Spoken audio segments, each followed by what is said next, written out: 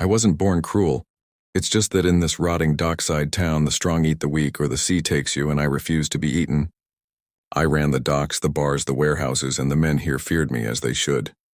Then he arrived, a wiry man with arms too big for his body, with a crooked grin and an unsettling habit of humming as he worked. No one knew where he came from. He smelled of salt and iron, and his eyes were too clear, too empty.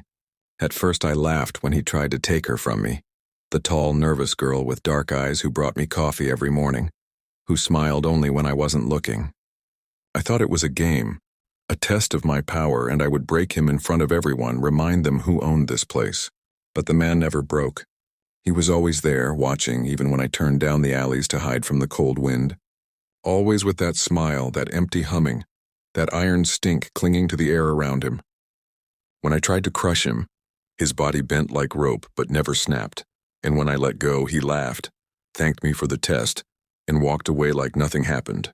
I tried everything to scare him off, paid men to drown him in the harbor, to bury him under the pier, to beat him in the dark. He kept coming back, whistling, carrying the smell of rust and seaweed, always looking at me, seeing through me, seeing everything.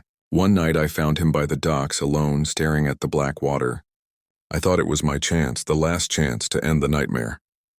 When he turned, his eyes were like the sea itself, deep, endless, cold.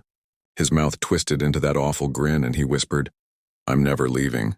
Then he moved faster than he should have, twisting me into the ground, pressing my face into the damp wood of the dock until I could taste the salt and rot. His hands were like iron bands, and when I tried to scream, the ocean roared, swallowing my voice. "You're weak," he whispered in my ear, but his breath smelled of sea brine and something older, something dead. "You thought you owned this place, but the sea owns everything."